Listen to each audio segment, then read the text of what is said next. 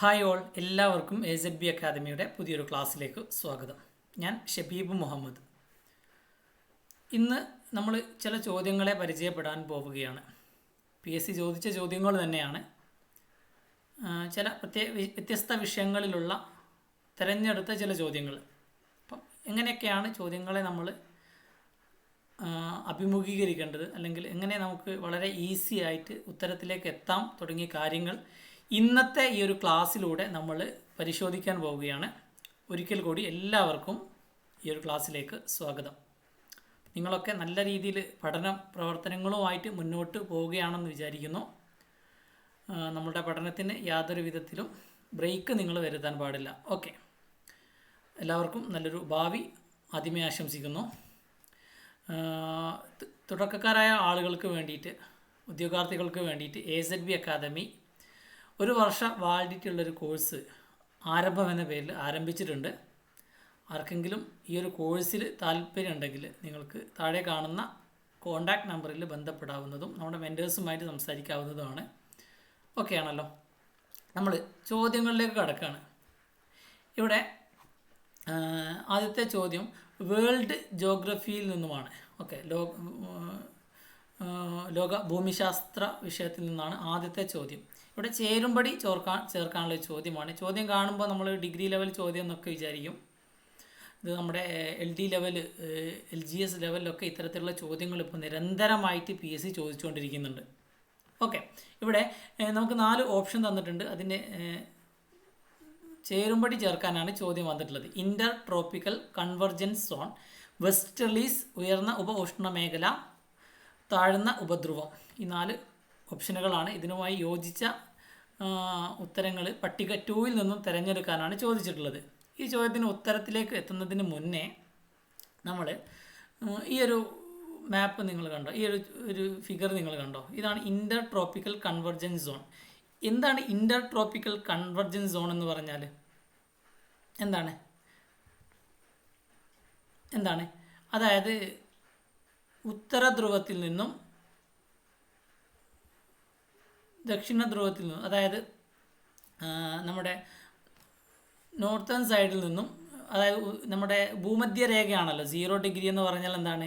Equatorial റീജിയനാണ്. അതായത് ഭൂമധ്യരേഖ എന്നാണ് പറയുന്നത്. ഭൂമധ്യരേഖയുടെ വടക്ക് നിന്നും പടിഞ്ഞാറ് നിന്നും വരുന്ന ട്രേഡ് വിൻസിനെ കൺവേർജ് ചെയ്യുന്ന പ്രദേശമാണിത് ഇൻ്റർ ട്രോപ്പിക്കൽ കൺവർജൻസ് സോൺ എന്ന് പറയുന്നത്. ഓക്കെ, ഈ ഒരു 0 മുതൽ 5 ഡിഗ്രി വരെ നോർത്തിലും സൗത്തിലും അവിടെ കാറ്റൊന്നും അനുഭവപ്പെടില്ല. ശൂന്യമായിട്ടുള്ള ഒരു മേഖലയാണ്. അതായത് കാറ്റോ മറ്റു കാറ്റൊന്നും അധികം കാണാൻ കഴിയില്ല.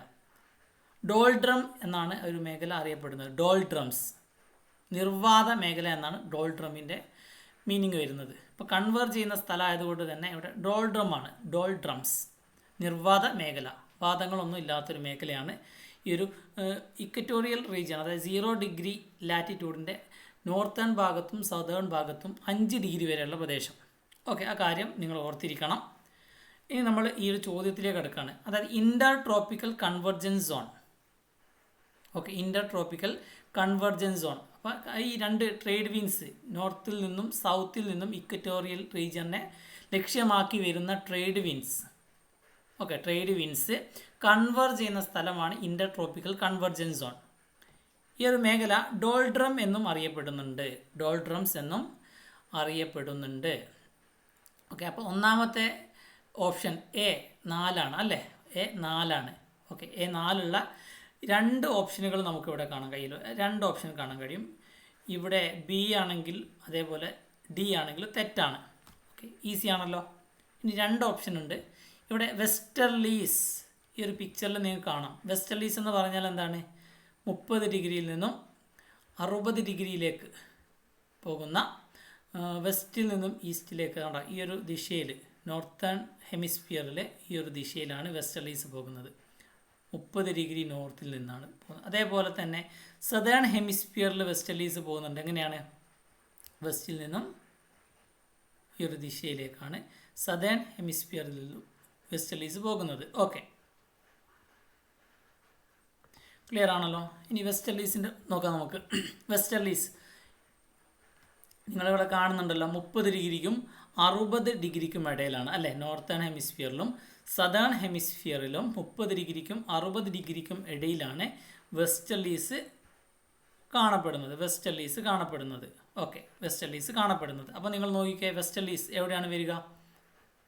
വെസ്റ്റർലീസ് 30 ഡിഗ്രിക്കും 60 ഡിഗ്രി അക്ഷാംശത്തിനും ഇടയിൽ സ്ഥിതി ചെയ്യുന്നു വെസ്റ്റർലീസ്. നമുക്ക് ഈസ്റ്റർലീസ് കാണാൻ കഴിയും. ഈസ്റ്റർലീസ് എവിടെയാണ്? 60 ഡിഗ്രി മുതൽ 90 ഡിഗ്രി വരെ അല്ലേ. പോളാർ റീജിയണിൽ നിന്നുമാണ് ഈസ്റ്റർലീസ് വരുന്നത്. 90 ഡിഗ്രിയിൽ നിന്നും 60 ഡിഗ്രിയിലേക്ക് വരുന്ന വാദമാണ് ഈസ്റ്റർലീസ് എന്നറിയപ്പെടുന്നത്. ഇത് നോർത്തേൺ ഹെമിസ്ഫിയറിലും സദേൺ ഹെമിസ്ഫിയറിലും കാണാൻ കഴിയും ഈസ്റ്റർലീസ്. ഓക്കെ, നമ്മളോട് ഇവിടെ ചോദിച്ച ചോദ്യം എന്താണ്? വെസ്റ്റർലീസിനെ കുറിച്ചാണ്. അപ്പം ബി 3 ആണ്. അപ്പം ഇവിടെ ശരി ഉത്തരം എന്താണ്? ഓപ്ഷൻ സി ആണ്. അപ്പം ഇൻ്റർ ട്രോപ്പിക്കൽ കൺവെർജൻസ് സോൺ ഡോൾഡ്രം ആണ് കണക്റ്റായിട്ട് വരുന്നത്. വെസ്റ്റർലീസ് വരുന്നത് 30 ഡിഗ്രിക്കും 60 ഡിഗ്രി അക്ഷാംശത്തിനും ഇടയിൽ സ്ഥിതി ചെയ്യുന്നു. ഓക്കെ, ഇനി മൂന്നാമത് ഉയർന്ന ഉപോഷ്ണ മേഖല എന്ന് പറയുമ്പോൾ എന്തായിരിക്കും? കുതിര അക്ഷാംശം അല്ലെങ്കിൽ ഹോഴ്സ് ലാറ്റിറ്റ്യൂഡ് എന്നാണ് അറിയപ്പെടുന്നത്. ഉയർന്ന ഉപോഷ്ണ മേഖല എന്നറിയപ്പെടുന്നത് കുതിര അക്ഷാംശമാണ് കേട്ടോ. ഇൻ്റർ ട്രോപ്പിക്കൽ കൺവെർജൻസ് സോൺ ഡോൾഡ്രം എന്നും ഉയർന്ന ഉപോഷ്ണ മേഖല കുതിര അക്ഷാംശം എന്നും അറിയപ്പെടുന്നുണ്ട്. പഠിച്ചു വെക്കണം. ഓക്കെ, ലാസ്റ്റത്തെ എന്താണ്? ഡി, താഴ്ന്ന ഉപധ്രുവം എന്താണ്? പോളാർ ഫ്രണ്ടാണ് അല്ലേ. പോളാർ ഫ്രണ്ടാണ് താഴ്ന്ന ഉപധ്രുവം ആയിട്ട് അറിയപ്പെടുന്നത്. ഓക്കെ, പോളാർ ഫ്രണ്ട്, ഈ ഒരു ഭാഗമാണ് പോളാർ ഫ്രണ്ട് എന്നറിയപ്പെടുന്നത്. ക്ലിയർ ആണല്ലോ? അപ്പം ഇത്രയുമാണ് ഒന്നാമത്തെ ചോദ്യം. അപ്പം കണക്ട് ചെയ്യാനാണ് പറഞ്ഞിട്ടുള്ളത്. നമുക്കറിയാവുന്ന ആൻസേഴ്സ് വെച്ചിട്ട് നമുക്ക് എന്ത് ചെയ്യാം? ഇത്തരത്തിലുള്ള ചോദ്യങ്ങളെ ക്ലിയർ ചെയ്യാൻ പറ്റും. ഓക്കെ, അപ്പോൾ ആദ്യത്തെ ഒരു 2 ഓപ്ഷൻ കാണുമ്പോൾ തന്നെ നമുക്ക് എന്ത് ചെയ്യാൻ പറ്റും? 2 ഓപ്ഷനുകളെ 2 എണ്ണം എയും ബിയും നമുക്കറിയാവുന്നതാണെങ്കിൽ 2 എണ്ണം നമുക്കിവിടെ ബിയും ഡിയും ഇവിടെ നമുക്ക് എന്ത് ചെയ്യാം? ഒഴിവാക്കാം. ബാക്കി എയും സിയുമാണ്. മൂന്നാമത്തെ ഉയർന്ന ഉപോഷ്ണ മേഖല എന്ന് പറയുമ്പോൾ കുതിര അക്ഷാംശം എന്നറിയുമ്പോൾ നമുക്ക് എന്ത് ചെയ്യാം? ഈ ഒരു ചോദ്യത്തിനും വളരെ ഈസി ആയിട്ട് സി എന്ന ഓപ്ഷനിലേക്ക് എത്താൻ കഴിയും. ഓക്കെ, ഇനി രണ്ടാമത്തെ മറ്റൊരു ചോദ്യം എന്താണ്? താഴെ കൊടുത്ത പട്ടികയിൽ കോഡുകൾ ഉപയോഗിച്ച് ശരിയായ ഉത്തരം തിരഞ്ഞെടുക്കാനാണ് ആവശ്യപ്പെട്ടിട്ടുള്ളത്. എന്തൊക്കെയാണ്? ഇന്ത്യയുടെ ധാതു ഹൃദയഭൂമി എന്ന് പറയുന്നത് എന്താണ്? ചോട്ടാ നാഗ്പൂർ പ്ലാറ്റിയോ ആണ് അല്ലേ. ഇന്ത്യയുടെ ധാതു ഹൃദയഭൂമി എന്നറിയപ്പെടുന്നത് ചോട്ടാ നാഗ്പൂർ പ്ലാറ്റിയോ ആണ്. പീഠഭൂമികളാണ് നമ്മുടെ ധാതുക്കളുടെ കലവറ എന്നറിയപ്പെടുന്നത് അല്ലേ. നമുക്ക് പെനിൻസുലാർ പ്ലാറ്റിയോ ആണ് ധാതു കലവറ. അപ്പോൾ പെനിൻസുലാർ പ്ലാറ്റിയോയിൽ ഉൾപ്പെട്ട ഒരു പീഠഭൂമിയാണ് ഇത് ചോട്ടാ നാഗ്പൂർ പ്ലാറ്റിയോ അല്ലേ. ഇവിടെ ഇന്ത്യയുടെ ധാതു ഹൃദയഭൂമി ചോട്ടാ നാഗ്പൂർ പീഠഭൂമിയാണ്. ഓക്കെ, സിർക്കോണിയം നിക്ഷേപമുള്ളത് എവിടെയാണ്? കേരള തീരത്താണ്. കറണ്ട് അഫയേഴ്സിലൊക്കെ നമ്മൾ പഠിക്കുന്ന കാര്യമാണ്. സിർക്കോണിയത്തിൻ്റെ നിക്ഷേപം കേരളത്തിൻ്റെ കോസ്റ്റൽ ഏരിയയിലാണ് കാണപ്പെടുന്നത്. സിർക്കോണിയം കേരള തീരവുമായി നമുക്കിവിടെ കണക്ട് ചെയ്യാം അല്ലേ.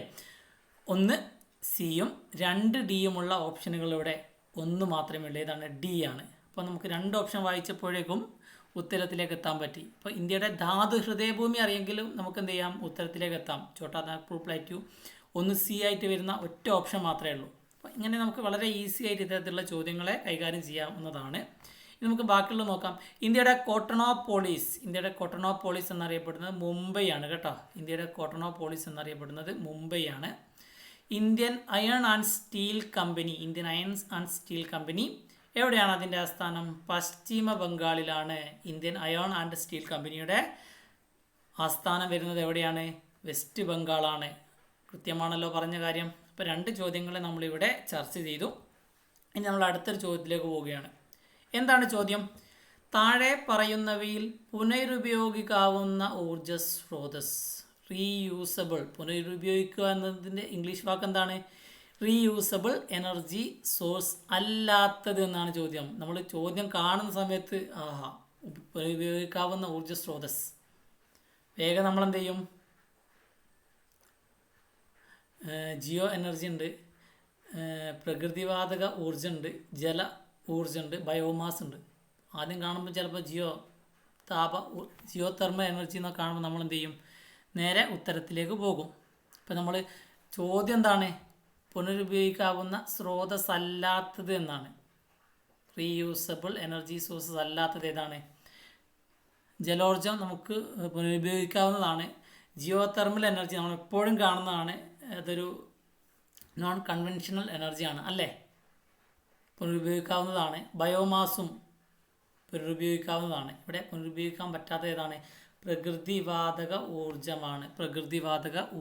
കൽക്കരി, പെട്രോളിയം ഒക്കെ നമുക്ക് പുനരുപയോഗിക്കാൻ കഴിയാത്തതാണ്. നമ്മൾ എത്രത്തോളം ഉപയോഗിക്കുന്നോ അത്രത്തോളം അതിൻ്റെ ലഭ്യത നമുക്ക് നഷ്ടമായിക്കൊണ്ടിരിക്കുകയാണ് അല്ലേ. അപ്പോൾ പ്രകൃതിവാതക ഊർജ്ജം ഇവിടെ പുനരുപയോഗിക്കാവുന്ന ഊർജ്ജ സ്രോതസ് അല്ലാത്തതാണ്. അപ്പോൾ ഇവിടെ അല്ലാത്തത് എന്നാണ് ചോദിച്ചത്. ചോദ്യം കംപ്ലീറ്റ് ആയിട്ട് വായിക്കണം, അല്ലെങ്കിൽ നമുക്കൊരു മാർക്ക് അവിടെ നഷ്ടപ്പെടും. അടുത്ത ചോദ്യത്തിലേക്ക് പോകുന്നു. അടുത്ത ചോദ്യം എന്താണ്? മൗണ്ട് കെ2 അഥവാ ഗോഡ്വിൻ ഓസ്റ്റിൻ സ്ഥിതി ചെയ്യുന്ന പർവ്വതനിര ഏതാണെന്നാണ് ചോദ്യം. ഇവിടെ ലഡാക്ക് ഉണ്ട്, സസ്കർ ഉണ്ട്, കാരക്കോറം, ഹിമാലയം. ചോദ്യം കൃത്യമായിട്ട് വായിച്ചു നോക്കുക.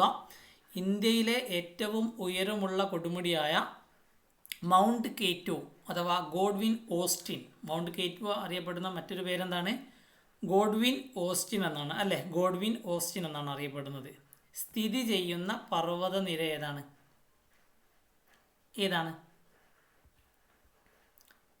കാരക്കോറത്തിലാണ് കേട്ടോ, കാരക്കോറത്തിലാണ്.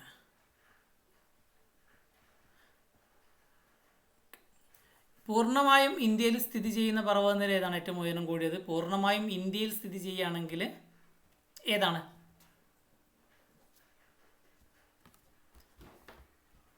പൂർണ്ണമായും ഇന്ത്യയിൽ സ്ഥിതി ചെയ്യുന്ന പർവ്വതനിര എന്ന് ചോദിച്ചു കഴിഞ്ഞാൽ ഗോഡ്വിൻ ഓസ്റ്റിൻ അല്ല. നിങ്ങൾ കമൻറ്റിലൂടെ എന്ത് ചെയ്യുക, ഉത്തരം പറയണം. അപ്പോൾ ഇവിടെ ചോദിച്ച ഇന്ത്യയിൽ ഏറ്റവും ഉയരമുള്ള കൊടുമുടി ഏതാണ്?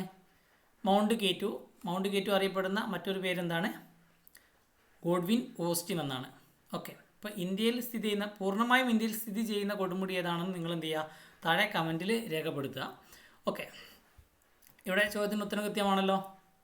മൗണ്ട് കെ2 കാരക്കോറത്തിലാണ് അല്ലേ. കാരക്കോറം, ലഡാക്ക്, സസ്കർ എന്നിങ്ങനെയാണ് ഹിമാലയത്തിനെ നമ്മൾ 3ആയിട്ട് തരംതിരിക്കുന്നത്. കാരക്കോറം, ലഡാക്ക്, സസ്കർ അല്ലേ.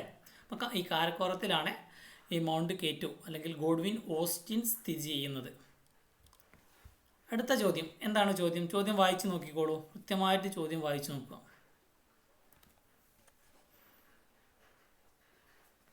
ഇന്ത്യയുടെ അതിർത്തി ശരിയായി ക്രമപ്പെടുത്താനാണ്. വളരെ ഈസി ആയിട്ടുള്ളൊരു ചോദ്യമാണ്. ഈ ഓപ്ഷൻ കാണുന്ന സമയത്ത് നമ്മൾ ABC ചേരുംപടി ചേർക്കുന്നതായതുകൊണ്ട് തന്നെ നമ്മളോട് തെറ്റിപ്പോകാൻ സാധ്യത കൂടുതലാണ്. ഓക്കെ, അപ്പം വളരെ സൂക്ഷ്മമായിട്ട് വേണം ഇത്തരത്തിലുള്ള ചോദ്യങ്ങൾ നമ്മൾ ഓപ്ഷനിൽ നിന്നും കണ്ടുപിടിക്കാൻ. ഓക്കെ ആണല്ലോ. അപ്പോൾ നോക്കൂ, ഇന്ത്യയുടെ അതിർത്തി ശരിയായി ക്രമപ്പെടുത്താണ്. കിഴക്ക്, പടിഞ്ഞാറ്, തെക്ക്, വടക്ക്. ഇവിടെ നോക്കൂ, കിഴക്ക് എന്താണ് വരുന്നത്? കിഴക്ക് ബംഗാൾ ഉൾക്കടലാണ് അല്ലേ. കിഴക്ക് എവിടെയാണ്? ബംഗാൾ ഉൾക്കടലാണ്. നിങ്ങൾക്ക് ഇവിടെ കാണാം, ഈ ഒരു ഭാഗം ബംഗാൾ ഉൾക്കടലാണ്. ബംഗാൾ ഉൾക്കടലിലാണ് നമ്മുടെ ദ്വീപ സമൂഹമായിട്ടുള്ള ആൻഡമാൻ ആൻഡ് നിക്കോബാർ ഐലൻഡ്സ് ഒക്കെ ഉള്ളത് അല്ലേ. കിഴക്ക് ബംഗാൾ ഉൾക്കടലാണ്. ഓക്കെ, ഗംഗയും ബ്രഹ്മപുത്രയും ഒക്കെ പതിക്കുന്നത് എവിടെയാണ്? ബംഗാൾ ഉൾക്കടലിലേക്കാണ് അല്ലേ. ബംഗാൾ ഉൾക്കടലിലേക്കാണ് ഗംഗാ നദിയും ബ്രഹ്മപുത്ര നദിയും ഗോദാവരി, മഹാനദി, കൃഷ്ണ, കാവേരി തുടങ്ങിയ നദികൾ ഏറ്റവും കൂടുതൽ നമുക്കറിയാം 77% നദികൾ ഒഴുകിയെത്തുന്നത് ബംഗാൾ ഉൾക്കടലിലേക്കാണ്. അപ്പം കിഴക്ക് ഇന്ത്യൻ മഹാസമുദ്രമല്ല, ബംഗാൾ ഉൾക്കടലാണ് കേട്ടോ. കിഴക്ക് ബംഗാൾ ഉൾക്കടലാണ്. ഇനി പടിഞ്ഞാറ് ഭാഗത്ത് എന്താണ്? പടിഞ്ഞാറ് ഭാഗം അറബിക്കടലാണ് അല്ലേ. പടിഞ്ഞാറ് ഭാഗം അറബിക്കടലിലാണ്. അറബിക്കടൽ ഈ ഒരു ഭാഗത്താണ് പടിഞ്ഞാറ് ഭാഗം. അറബിക്കടലിൽ നമുക്കറിയാം ലക്ഷദ്വീപ് ഐലൻഡ് അല്ലേ. ലക്ഷദ്വീപ് ദ്വീപ് സമൂഹം അറബിക്കടലിലാണ്. അറബിക്കടലിലുള്ള ദ്വീപ സമൂഹമാണിത്. കോറൽ ഐലൻഡ് എന്നാണ് അറിയപ്പെടുന്നത് ലക്ഷദ്വീപ്. ഓക്കെ, കിഴക്ക് ബേ ഓഫ് ബംഗാളിൽ അല്ലെങ്കിൽ ബംഗാൾ ഉൾക്കടലിൽ ആൻഡമാൻ ആൻഡ് നിക്കോബാർ ദ്വീപ സമൂഹമാണ് ഉള്ളത്. ഓക്കെ, ഇനി മൂന്നാമത്തേത് എന്താണ്? തെക്ക് ഭാഗം എന്താണ്? ഇന്ത്യൻ മഹാസമുദ്രമാണ് അല്ലേ. തെക്ക് ഭാഗം ഇന്ത്യൻ മഹാസമുദ്രമാണ്. തെക്ക് ഭാഗത്ത് ഇവിടെ ഇന്ത്യൻ ഓഷ്യനാണ് അല്ലെ, ഇന്ത്യൻ മഹാസമുദ്രമാണ് കാണാൻ കഴിയുക. വടക്ക് ഭാഗത്ത് ഹിമാലയമാണ് അല്ലെ, വടക്ക് ഭാഗത്ത് ഹിമാലയമാണ്. അപ്പം നമ്മൾ നല്ലപോലെ മാർക്കൊക്കെ ചെയ്ത് നോക്കുക. എന്നിട്ട് നമ്മൾ ഓപ്ഷൻ 1 സി വരുന്ന ഓപ്ഷൻ, ഇവിടെ ബി മാത്രമേ ഉള്ളൂ അല്ലേ. കിഴക്ക് ബേ ഓഫ് ബംഗാൾ നമ്മൾ നോക്കുന്ന സമയത്ത് തന്നെ നമുക്ക് ഉത്തരത്തിലേക്ക് എത്താൻ കഴിയും. അപ്പം 2 ഡി ആണ്, 2 ഡി അറബിക്കടൽ, 3 ബി ആണ് തെക്ക് എന്താണ് ഇന്ത്യൻ മഹാസമുദ്രമാണ്, 4 വടക്ക് ഹിമാലയ പർവ്വതമാണ്. കൃത്യമാണല്ലോ. ഓക്കെ, ഇനി അടുത്ത ചോദ്യത്തിലേക്ക് നമ്മൾ പോവുകയാണ്. അടുത്ത ചോദ്യം എന്താണ്? താഴെ കൊടുത്തിട്ടുള്ളവയിൽ നിന്നും പുനഃസ്ഥാപന ശേഷിയുള്ളതും, അതായത് കൃത്യമായിട്ട് ചോദ്യം മനസ്സിലാക്കണം, പുനഃസ്ഥാപന ശേഷി ഉള്ളതും ചെലവ് കുറഞ്ഞതും പരിസ്ഥിതി പ്രശ്നങ്ങൾ ഉണ്ടാക്കാത്തതുമായ ഊർജ്ജ സ്രോതസ്സുകളാണ്. ഇപ്പം 3 കണ്ടീഷൻസ് പറയുന്നുണ്ട്. എന്തൊക്കെയാണ് ആ കണ്ടീഷൻസ്? 1, പുനഃസ്ഥാപന ശേഷിയുള്ളതാവണം, അതായത് വീണ്ടും റീയൂസബിൾ ആവണം അല്ലേ, ഉപയോഗിക്കും തോറും തീർന്നു പോകുന്നതാവരുത്. രണ്ടാമത്തെ കണ്ടീഷൻ ചെലവ് കുറഞ്ഞതാവണം, അത് മെയിൻ്റനൻസ് ഒക്കെ വളരെ ചെലവ് കുറഞ്ഞതാവണം. മൂന്നാമത്തേത് പരിസ്ഥിതി പ്രശ്നങ്ങൾ ഉണ്ടാക്കാത്തത്, ഇപ്പം മലിനീകരണമൊന്നും ഉണ്ടാക്കാൻ പാടില്ല, അത്തരത്തിലുള്ള ഊർജ്ജ സ്രോതസ്സുകളെ കണ്ടെത്താനാണ് പറഞ്ഞിട്ടുള്ളത്.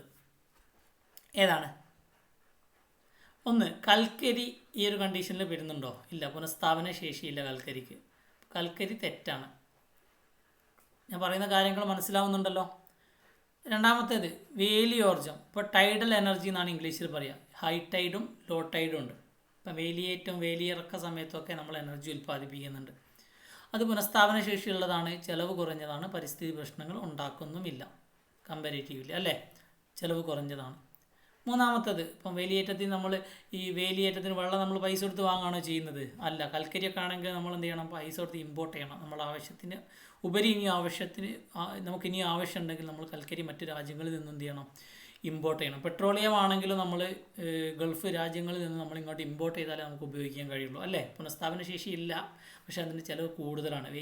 വേലിയേറ്റം ഹൈ ടൈഡും ലോ ടൈഡും ഒക്കെ നാച്ചുറലി പ്രകൃതിയിൽ സംഭവിച്ചുകൊണ്ടിരിക്കുന്നതാണ്. അതുകൊണ്ട് തന്നെ ഇത് നമുക്ക് ചില പൈസ കൊടുത്ത് വാങ്ങേണ്ട ആവശ്യമില്ല. നമ്മളെ ടെക്നോളജി ഉണ്ടായാൽ മാത്രം മതി. പുനഃസ്ഥാപന ശേഷിയുള്ളതാണ്, പരിസ്ഥിതിക്ക് എന്ത് ചെയ്യുന്നില്ല, പ്രശ്നങ്ങളും ഉണ്ടാക്കുന്നില്ല.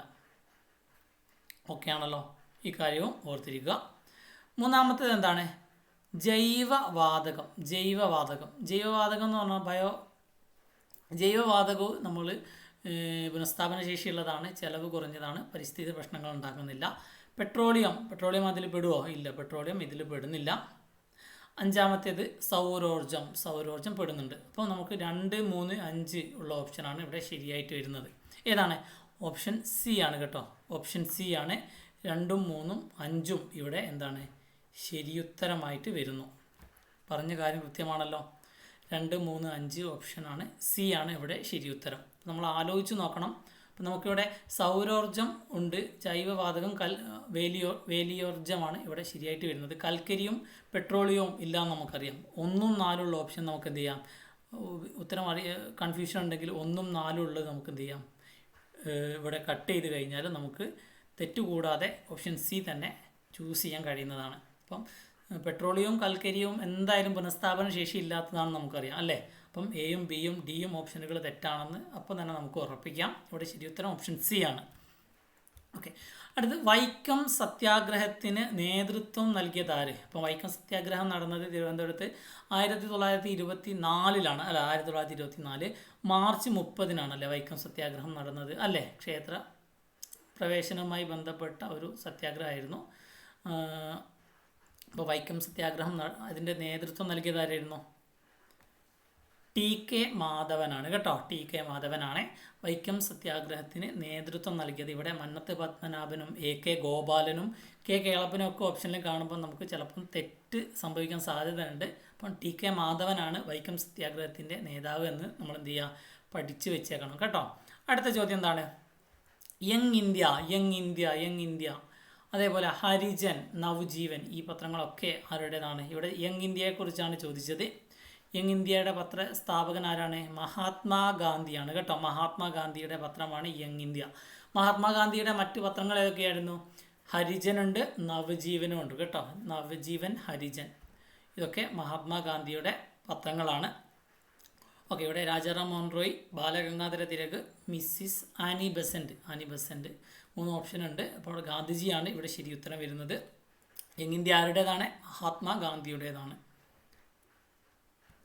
ഓക്കെ, അടുത്തത് ഇന്ത്യൻ ഭരണഘടനയിൽ ജീവിക്കുന്നതിനും വ്യക്തി സ്വാതന്ത്ര്യത്തിനുമുള്ള അവകാശം, ലൈഫ് ആൻഡ് പേഴ്സണൽ ലിബർട്ടി, ഇതൊരു ഫണ്ടമെൻ്റൽ റൈറ്റ്സ് ആണ് അല്ലേ. ഫണ്ടമെൻ്റൽ റൈറ്റ്സ് എന്ന് പറഞ്ഞാൽ എന്താണ്? മൗലികാവകാശമാണ് അല്ലേ, മൗലികാവകാശമാണ്. ഇത് നമുക്ക് ലംഘിക്കപ്പെട്ട് കഴിഞ്ഞാൽ നമുക്ക് നേരെ സുപ്രീം കോടതിയെ സമീപിക്കാവുന്ന അവകാശങ്ങളാണ് മൗലികാവകാശങ്ങളിൽ വരുന്നത് അല്ലേ. ഫണ്ടമെൻ്റൽ റൈറ്റ്സിൽ വരുന്നതാണ്. നേരിട്ട് നമുക്ക് സുപ്രീം കോടതിയിൽ ഈ അവകാശങ്ങൾ ലംഘിക്കപ്പെട്ട് കഴിഞ്ഞാൽ പരാതിയുമായിട്ട് പോകാവുന്നതാണ്. ഇവിടെ ചോദ്യം എന്താണ്? ഇന്ത്യൻ ഭരണഘടനയിൽ ജീവിക്കുന്നതിനും വ്യക്തി സ്വാതന്ത്ര്യത്തിനുമുള്ള അവകാശത്തെ പറ്റി പ്രതിപാദിക്കുന്ന അനുച്ഛേദം ഏതാണ്? അനുച്ഛേദം 21 അല്ലെ, ആർട്ടിക്കിൾ 21. ക്ലിയർ ആണല്ലോ. അപ്പോൾ പാർട്ട് ഏതാണ്? പാർട്ട് 3 പാർട്ട് 3 ആർട്ടിക്കിൾ 12 മുതൽ 35 വരെ, ആർട്ടിക്കിൾ 12 മുതൽ 35 വരെയാണ് മൗലികാവകാശങ്ങളെക്കുറിച്ച് പറയുന്നത്.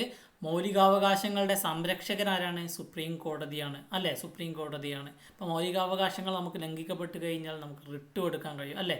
അപ്പം ഒരാളെ കാണാതായി കഴിഞ്ഞാൽ അയാളെ കണ്ടെത്താൻ വേണ്ടിയിട്ട് ഹിബിയസ് കോർപ്പസ് എന്നൊക്കെ നമ്മൾ പറയും, റിട്ട്. അങ്ങനെ സുപ്രീം കോടതിക്കുള്ള റിട്ട് അധികാരം ആർട്ടിക്കിൾ 32 പരാമർശിക്കുന്നത്. ആർട്ടിക്കിൾ 32 സുപ്രീം കോടതിയുടെ റിട്ട് അധികാരമാണ്. ഇനി ഹൈക്കോടതിയുടെ റിട്ട് അധികാരം എത്രയാണ്? ആർട്ടിക്കിൾ 226 കേട്ടോ. ആർട്ടിക്കിൾ 226 ഹൈക്കോടതിയുടെ റിട്ട് അധികാരത്തെക്കുറിച്ച് പരാമർശിക്കുന്നത്. ഇവിടെ സുപ്രീം കോടതിയുടെ റിട്ട് അധികാരം ആർട്ടിക്കിൾ 32, ഹൈക്കോടതിയുടെ റിട്ട് അധികാരം ആർട്ടിക്കിൾ 226. ആർട്ടിക്കിൾ 21 എന്താണ്? Article 21 life and personal liberty, ജീവിക്കാനും വ്യക്തി സ്വാതന്ത്ര്യത്തിനുള്ള അവകാശമാണ്. ഓക്കെ, ആർട്ടിക്കിൾ 22 എന്താണ്? അപ്പോൾ കരുതൽ തടങ്കലിനെ കുറിച്ചൊക്കെ പരാമർശിക്കുന്നത് ആർട്ടിക്കിൾ 22. അത് പഠിച്ചു വെക്കണം കേട്ടോ. എന്താണ് കരുതൽ തടങ്കൽ? പ്രിവെൻറ്റീവ് ഡിറ്റൻഷൻ എന്ന് പറയും. അതിനെക്കുറിച്ച് പരാമർശിക്കുന്നത് ആർട്ടിക്കിൾ 22. ആർട്ടിക്കിൾ 23 24 റൈറ്റ് എഗെയിൻസ്റ്റ് എക്സ്പ്ലോയിറ്റേഷനാണ്, ചൂഷണത്തിനെതിരെയുള്ള അവകാശങ്ങളാണ്. അപ്പം ബാലവേലയൊക്കെ ആർട്ടിക്കിൾ 23 വരുന്നത്. അപ്പം മുതിർന്ന ആളുകളെ ചൂഷണം ചെയ്ത് കഴിഞ്ഞാൽ അത് ആർട്ടിക്കിൾ 24 വരും. Okay, forced labour article 24, child labour article 23. Okay, കൃത്യമാണല്ലോ പറഞ്ഞ കാര്യം. ഓക്കെ, സ്വകാര്യതക്കുള്ള അവകാശം ഒരു ആർട്ടിക്കിൾ 21 വരുന്നതാണ്. Right to privacy is a fundamental rights, supreme കോടതി പറഞ്ഞിട്ടുണ്ട്. സ്വകാര്യത എന്ന് പറയുന്നത് ഒരാളുടെ മൗലികാവകാശമാണ്. അത് ആർട്ടിക്കിൾ 21 വരുന്നത്. ഓക്കെ, അടുത്ത ചോദ്യം എന്താണ്? കേരളത്തിൽ ബ്രിട്ടീഷുകാർക്കെതിരെ നടന്ന ആദ്യത്തെ സംഘടിത കലാപം. PSC പലപ്പോഴും ഉദ്യോഗാർത്ഥികളെ കബളിപ്പിക്കുന്ന ഒരു ചോദ്യമാണ് അല്ലേ. ബ്രിട്ടീഷുകാർക്കെതിരെ കേരളത്തിൽ നടന്ന ആദ്യത്തെ കലാപം ഏതാണ്? അഞ്ചുതെങ്ങ് കലാപമാണ്. അഞ്ചുതെങ്ങ് കലാപം നടന്ന വർഷം ചോദിച്ചാൽ 1697. അഞ്ചുതെങ്ങ് കലാപം നടന്ന വർഷം 1697. ഇവിടെ ചോദ്യം എന്താണ്? കേരളത്തിൽ ബ്രിട്ടീഷുകാർക്കെതിരെ നടന്ന ആദ്യത്തെ സംഘടിത കലാപമാണ്. സംഘടിത കലാപം, ആളുകൾ സംഘം ചേർന്ന് ബ്രിട്ടീഷുകാർക്കെതിരെ ഒരു കലാപം നടത്തിയത് ആദ്യത്തേത് ഏതാണ്? ആറ്റിങ്ങൽ കലാപമാണ്. ആറ്റിങ്ങൽ കലാപം നടന്ന വർഷം ചോദിക്കാറുണ്ട്. ഏത് വർഷമാണ്? 1721 കേട്ടോ. 1721 ആറ്റിങ്ങൽ കലാപം നടന്നത്. നേരത്തെ നമ്മൾ പറഞ്ഞു ആദ്യത്തെ കലാപം ചോദിച്ചു കഴിഞ്ഞാൽ അഞ്ചുതെങ്ങ് കലാപം 1697. ആറ്റിങ്ങൽ കലാപം എന്ന് പറഞ്ഞാൽ സംഘടിത കലാപമാണ്. കേരളത്തിൽ ബ്രിട്ടീഷുകാർക്കെതിരെ നടന്ന ആദ്യത്തെ സംഘടിത കലാപമാണ് ആറ്റിങ്ങൽ കലാപം. 1721 ആറ്റിങ്ങൽ കലാപം നടന്നിട്ടുള്ളത്. ഇനി മലബാർ കലാപം നടന്ന വർഷം ഏതാണ്? 1921 മലബാർ കലാപം നടന്നത്. ചാന്നാർ ലഹള 1859 നടന്നിട്ടുള്ളത്. കാര്യങ്ങൾ എന്ത് ചെയ്യുക? ഓർത്തിരിക്കുക. പഴശ്ശി കലാപങ്ങൾ 2 ഉണ്ടായിരുന്നു. ഒന്ന് 1793 മുതൽ 97, രണ്ടാമത്തെ പഴശ്ശി കലാപം 1800 മുതൽ 1805 വരെയുമാണ് നടന്നിട്ടുള്ളത്. അപ്പം ഇവിടെ സംഘടിത കലാപം ആറ്റിങ്ങൽ കലാപമാണ്. ആദ്യത്തെ കലാപം ചോദിച്ചാൽ അഞ്ചുതെങ്ങ് കലാപമാണ്. രണ്ടിൻ്റെയും വർഷം നിങ്ങൾ എന്ത് ചെയ്യണം? പഠിച്ചു വെക്കണം. PSC ചോദിക്കാറുണ്ട്. ഓക്കെ, നമ്മുടെ കോഴ്സിനെ കുറിച്ചുള്ള കൂടുതൽ കാര്യങ്ങൾ നിങ്ങൾ താഴെ കാണുന്ന നമ്പറിൽ ബന്ധപ്പെട്ട് കഴിഞ്ഞാൽ നിങ്ങൾക്ക് മെൻറ്റേഴ്സ് വളരെ കൃത്യമായിട്ട് നിങ്ങൾക്ക് പറഞ്ഞുതരും. അപ്പോൾ നമ്മുടെ പ്രത്യേകത എന്ന് പറഞ്ഞാൽ ഡെയിലി ടൈം ടേബിൾ ഉണ്ടാകും, ഓൺലൈൻ റെക്കോർഡഡ് ക്ലാസ്സുകൾ നിങ്ങൾക്ക് ലഭിക്കും, ഓരോ ക്ലാസ്സിൻ്റെയും PDF നോട്ട്സ് ലഭ്യമാണ്, വർക്കൗട്ട് സെഷൻസ് ഉണ്ട്, ഡൗട്ട് ക്ലിയറിംഗ് സെഷൻസ് ഉണ്ടാകും, കൂടാതെ മെൻറ്റർഷിപ്പ് സപ്പോർട്ടും നിങ്ങൾക്ക് ലഭ്യമാണ്. അപ്പം LGS ക്രാഷ് കോഴ്സിൻ്റെ ഫീസ് വരുന്നത് 999 രൂപയാണ്. ചേരാൻ താല്പര്യമുള്ള ആളുകൾ പെട്ടെന്ന് തന്നെ എന്ത് ചെയ്യുക, താഴെ കാണുന്ന നമ്പറിൽ കോൺടാക്ട് ചെയ്യണം. അപ്പം കോംപ്രഹെൻസീവായിട്ടുള്ള എക്സാം പോയിൻ്റ് ഓഫ് വ്യൂവിൽ നിങ്ങൾക്ക് വേണ്ട എല്ലാ കാര്യങ്ങളും സിസ്റ്റമാറ്റിക്കലി നമ്മളുടെ ഈ ഒരു ബാച്ചിലൂടെ നിങ്ങൾക്ക് ലഭിക്കുന്നതാണ്. എല്ലാവർക്കും നല്ല ഉയർന്ന റാങ്കിലെത്താനും ഇത്തരം കോഴ്സുകൾ നിങ്ങൾക്ക് ഹെൽപ്ഫുള്ളാണ്. താല്പര്യമുള്ള ആളുകൾ താഴെ കാണുന്ന നമ്പറിൽ എന്ത് ചെയ്യുക, കോൺടാക്ട് ചെയ്യണം കേട്ടോ. അടുത്തത് വൈക്കം സത്യാഗ്രഹം നടന്ന വർഷമാണ്. വൈക്കം സത്യാഗ്രഹം നമ്മൾ നേരത്തെ പറഞ്ഞു, എന്തായിരുന്നു? TK മാധവൻ അതിൻ്റെ നേതാവായിരുന്നു. നടന്ന വർഷം 1924 അല്ലേ? വൈക്കം സത്യാഗ്രഹം നടന്ന വർഷം ചോദിച്ചു കഴിഞ്ഞാൽ 1924. വൈക്കം സത്യാഗ്രഹം നടന്ന ഡേറ്റ് ചോദിക്കാറുണ്ട് മാർച്ച് 30 കേട്ടോ. 1924 മാർച്ച് 30 വൈക്കം സത്യാഗ്രഹം നടന്നിട്ടുള്ളത്. അടുത്ത ചോദ്യത്തിലേക്ക് പോയാലോ. ചോദ്യം എന്താണ്? മനുഷ്യ ശരീരത്തിലെ ഏറ്റവും കാഠിന്യമേറിയ വസ്തു എന്താണ്? ഇനാമലാണ് അല്ലേ? പല്ലിലെ ഇനാമലാണ് ഏറ്റവും കാഠിന്യമേറിയ വസ്തു മനുഷ്യ ശരീരത്തിൽ. ഇവിടെ ചോദ്യം എന്താണ്? ഇനാമലിൻ്റെ നാശത്തിന് കാരണമാകുന്ന ബാക്ടീരിയയാണ് ചോദിച്ചത്. ഇനാമലിൻ്റെ നാശത്തിന് കാരണമാകുന്ന ബാക്ടീരിയ. പല്ലൊക്കെ പഠിക്കുന്ന സമയത്ത് ഈ ഒരു ബാക്ടീരിയ നമ്മൾ പഠിക്കണം അല്ലേ? മനുഷ്യ ശരീരത്തിലെ ഏറ്റവും കാഠിന്യമേറിയ വസ്തു ഇനാമലാണ്. ആ ഇനാമലിനെ നശിപ്പിക്കുന്ന ബാക്ടീരിയ ഏതാണ്? അതുകൊണ്ടാണ് രാത്രിയിൽ നമ്മളോട് പല്ല് തേക്കാൻ കുട്ടിക്കാലത്ത് മുതലേ അച്ഛനമ്മൂമ്മമാർ നമ്മളോട് പറയാറില്ലേ, രാത്രി പല്ല് തേച്ച് കിടക്കണം എന്ന് പറയുന്നത്. ഭക്ഷ്യവസ്തുക്കളുടെ ഉള്ളിലൊക്കെ ഈ ബാക്ടീരിയകൾ ഉണ്ടാകുന്ന സമയത്ത് ഇത് എന്ത് ചെയ്യും? നമ്മുടെ പല്ലിൻ്റെ ഇനാമലിനെ കാർന്നു തിന്നും. ഓക്കെ, അപ്പം ഇനാമലിനെ നശിപ്പിക്കുന്ന ബാക്ടീരിയ ചോദിച്ചു കഴിഞ്ഞാൽ ഏതാണ്? ലാക്റ്റിക് ആസിഡ് ബാക്ടീരിയയാണ്. ലാക്റ്റിക് ആസിഡ് ബാക്ടീരിയയാണ് ഇനാമലിനെ നശിപ്പിക്കുന്ന ബാക്ടീരിയ. പറഞ്ഞ കാര്യം കൃത്യമായോ? എല്ലാവരും മനസ്സിലാക്കി വെക്കുക. ഇനാമലിനെ നശിപ്പിക്കുന്ന ബാക്ടീരിയയാണ് ലാക്റ്റിക് ആസിഡ് ബാക്ടീരിയ. ഇനാമലിൻ്റെ പ്രത്യേകത എന്താണ്? മനുഷ്യ ശരീരത്തിലെ ഏറ്റവും കാഠിന്യമേറിയ വസ്തുവാണ് ഇത് ഇനാമൽ എന്ന് പറയുന്നത്. അടുത്തൊരു ചോദ്യം കാണുമ്പോൾ ബുദ്ധിമുട്ടാണ്. പേപ്പർ മടക്കി നമ്മൾ വീട്ടിലേക്ക് പോകാനൊക്കെ തയ്യാറാകും. പക്ഷേ ചോദ്യം ഒന്ന് നിങ്ങൾ വായിച്ചു നോക്കിക്കേ. എന്താണ് ചോദ്യം? താഴെ തന്നിരിക്കുന്ന ജീവകങ്ങളെ സംബന്ധിച്ച പ്രസ്താവനകളിൽ തെറ്റായ പ്രസ്താവനയാണ് ചോദിച്ചിട്ടുള്ളത്. എന്താണ്? തെറ്റായ പ്രസ്താവനയാണ്. നമുക്ക് പ്രസ്താവനകളൊക്കെ ഒന്ന് വായിച്ചു നോക്കിയാലോ.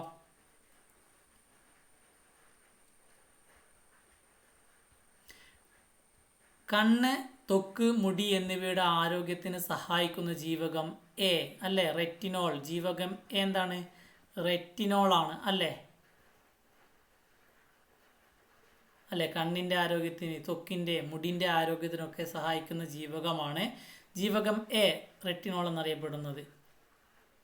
ഓക്കെ, നാഡികളുടെയും ചുവന്ന രക്താണുക്കളുടെയും ആരോഗ്യത്തിന് സഹായിക്കുന്ന ജീവകമാണ് ജീവകം ഇ അല്ലേ? RBCയുടെയും അതേപോലെ തന്നെ നാഡിയുടെയും ഒക്കെ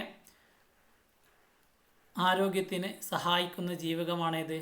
ജീവകം ഇ അല്ലേ? ബ്യൂട്ടി ഹോർമോൺ എന്നൊക്കെ അറിയപ്പെടുന്ന ജീവകമാണ് ജീവകം ഇ. രണ്ടാമത്തേതും ശരിയാണ് അല്ലേ? രണ്ടാമത്തേതും ശരിയാണ്. മൂന്നാമത്തേത് എന്താണ്? മുറിവുണ്ടാകുമ്പോൾ രക്തം കട്ട പിടിക്കാൻ സഹായിക്കുന്ന ജീവകമാണ് ജീവകം എ. വിറ്റാമിൻ കെ എന്ന് പറഞ്ഞാൽ എന്താണ്? മുറിവുണ്ടാകുമ്പോൾ കട്ട പിടിക്കാൻ സഹായിക്കുന്നത് വിറ്റാമിൻ കെ ആണ്. ശരിയാണ്, മൂന്നും ശരിയാണ്. നാലാമത്തേത് എന്താണ്?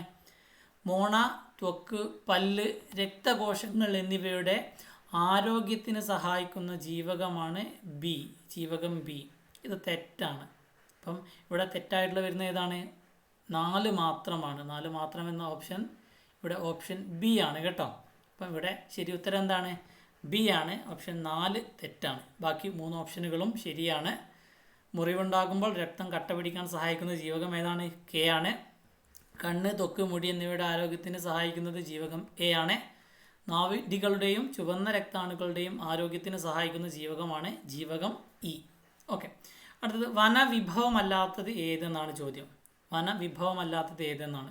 പശ അല്ലെ? പശ വനവിഭവമാണ്. തേൻ വനവിഭവമാണ്. കോലരക്ക് വനവിഭവമാണ്. മണ്ണെണ്ണ എന്താണ്? വനവിഭവമല്ല. ഇവിടെ ശരി ഉത്തരം ഏതാണ്? ഡി ആണ് കേട്ടോ, ഡി ആണ്. നമ്മൾ വായിച്ച് നോക്കുക, ആലോചിച്ച് നോക്കുക. ചിലപ്പോൾ നമ്മൾ പക്ഷയൊക്കെ ചിലപ്പോൾ കാണുന്ന സമയത്ത് കുത്തും, ശരിയാണെന്ന് കരുതി ആലോചിച്ച് നോക്കണം. മണ്ണെണ്ണ വനവിഭവമല്ല. ഓക്കെ, അടുത്ത ശുദ്ധജലത്തിൻ്റെ പി എച്ച് മൂല്യം എത്രയാണ്? ശുദ്ധജലം നമുക്കറിയാം 0 മുതൽ 14 വരെയാണ്. 0 മുതൽ 7 വരെ ആസിഡുകളും 7 മുതൽ 14 വരെ എന്താണ്? 0 മുതൽ 6.9 വരെ ആസിഡുകളും 7.1 മുതൽ 14 വരെ എന്താണ്? ബേസുകളുമാണ്, അല്ലെങ്കിൽ ആൽക്കലി എന്ന് പറയും. അപ്പം അതിൻ്റെ രണ്ടിലും മധ്യത്തിൽ വരുന്ന 7 എന്ന് പറയുന്നത് ന്യൂട്രലാണ്. അപ്പം ശുദ്ധജലത്തിൻ്റെ പി എച്ച് മൂല്യം വരുന്നത് 7 ആണ്, ന്യൂട്രലാണ്. ശുദ്ധജലം ആസിഡും ആൽക്കലിയുമല്ല, ഇതിൻ്റെ മധ്യത്തിൽ വരുന്നു, ന്യൂട്രലാണ്. അപ്പം ദഹനരസങ്ങൾ നമുക്കറിയാം, ആസിഡും ആൽക്കലികളും പ്രധാനപ്പെട്ടൊന്ന് ജസ്റ്റ് പഠിച്ചു വെക്കുക. ദഹനരസം 1.5 മുതൽ 3.5 വരെ ആണ് അതിൻ്റെ പി എച്ച് വാല്യൂ വരുന്നത്. പി എച്ച് എന്ന് പറഞ്ഞാൽ പൊട്ടൻഷ്യൽ ഓഫ് ഹൈഡ്രജൻ ആണ്. നാരങ്ങ വെള്ളം 2.2 മുതൽ 2.4 വരെയാണ്. വിനഗിരി 4.2 ആണ്. കാപ്പി 5 ആണ് വരുന്നത്. ചായ 5.5 ആണ്. ആസിഡ് മഴ 5.6 ആണ്. മൂത്രം, നമ്മൾ ഒഴിക്കുന്ന മൂത്രം 6 ആണ് പി എച്ച് വാല്യൂ വരുന്നത്. ഉമിനീർ 6.2 ആണ്. ഉമിനീർ അടങ്ങിയിരിക്കുന്ന എൻസൈം ഏതാണ്? ലൈസോസൈമാണ് കേട്ടോ, ലൈസോസൈമാണ്.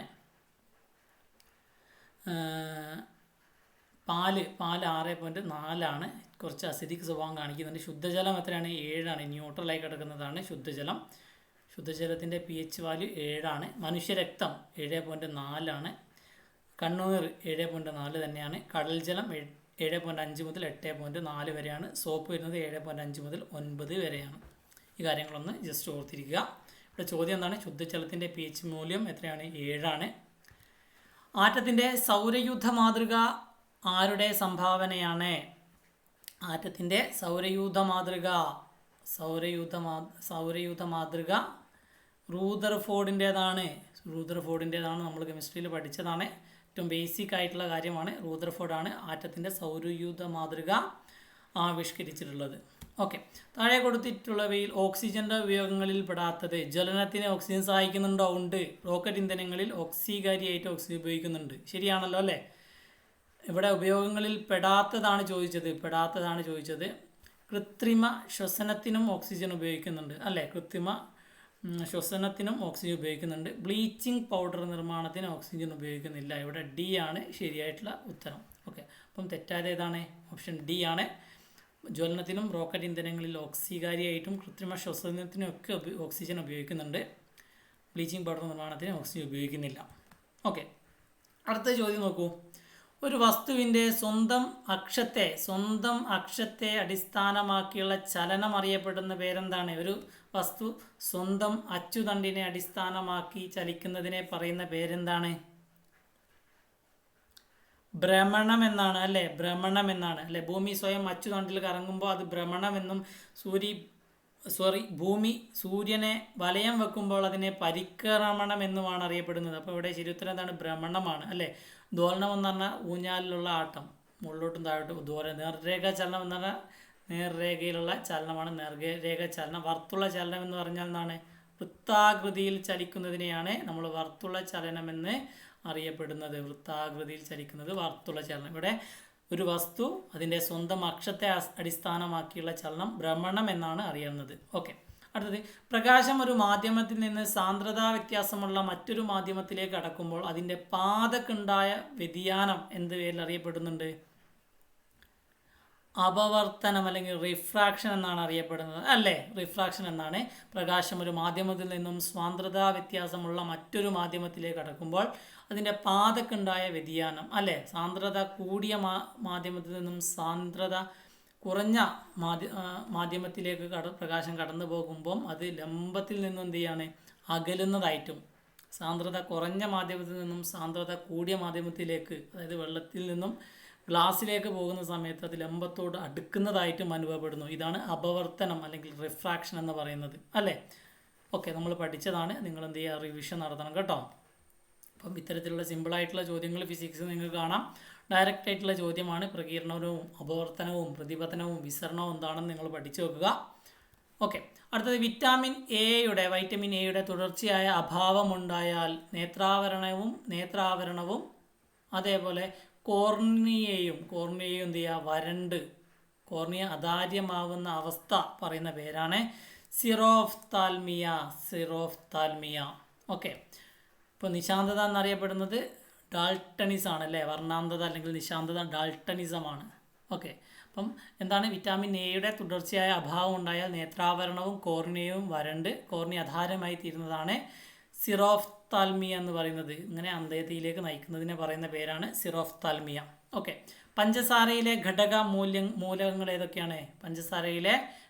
മൂലകങ്ങൾ ഏതൊക്കെയാണ്? കാർബൺ, ഹൈഡ്രജൻ, ഓക്സിജൻ അല്ലേ. ഇവിടെ എ കൊടുത്തിരിക്കുന്നത് എന്താണ്? കാർബൺ, ഹൈഡ്രജൻ, ഓക്സിജൻ എന്നിവയാണ് പഞ്ചസാരയിലെ ഘടകമൂലകങ്ങൾ. ഓപ്ഷൻ എ ആണ് ഇവിടെ ശരിയായ ഉത്തരം. ഓക്കെ, അടുത്തത് പൊളിറ്റി, കോൺസ്റ്റിറ്റ്യൂഷനിൽ നിന്നുള്ള ചോദ്യമാണ്. കോൺസ്റ്റിറ്റ്യൂഷനും എക്കണോമിയും രണ്ടും കൂടി കണക്ട് ചെയ്തുള്ള ചോദ്യമാണ്.